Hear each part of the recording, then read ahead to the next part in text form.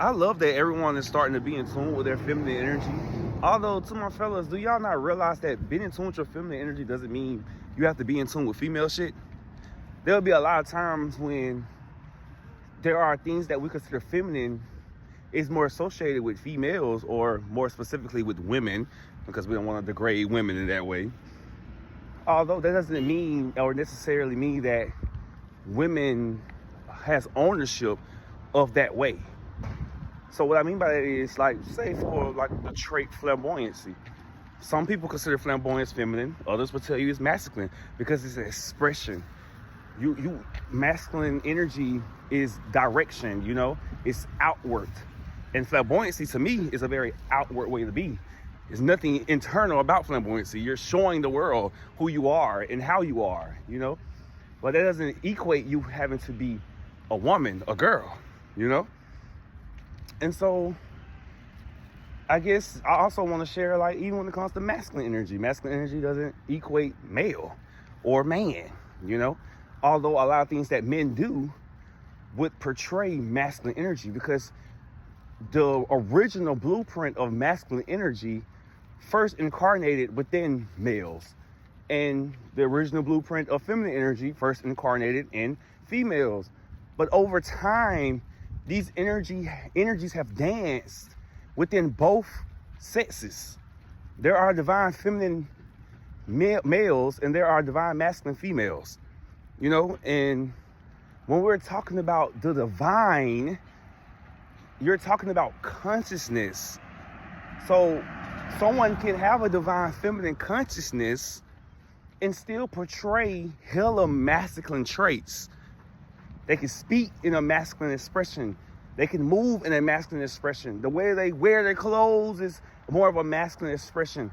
But the way that they perceive life is a feminine expression. Their consciousness moves the same way that the divine feminine would. So this man may seem like once he starts moving, he's making action. But for most of the time, he's moving in stillness. He's making most of his moves internally, and then he come out of himself. The divine masculine man is the opposite. He's always outside of himself, making things work, making things move, because that is how he ties the things into what he desires within himself. Everyone has masculine and feminine energies, and it flows in different ways. The divine masculine man is moving way much more than he's still, but his stillness is needed. The divine feminine man has been still more than he is moving, but his stillness is needed. Both is needed. And when you're bringing into the divine masculine women, as you can see, the divine masculine woman is dominating this planet right now. It's not the divine feminine woman that's dominating this planet. It's the divine feminine woman that has been persecuted and hurt and abused, and the divine masculine incarnated within women to protect women, to defend women. Because women wanted to defend themselves. They no longer was waiting for a divine masculine man to save them, because they recognized that they could have a divine feminine within themselves. And so I just wanted to touch on that subject. I know many people are touching on it, you know, and I just wanted to touch on it too a little bit more, because I know I have touched on this subject before.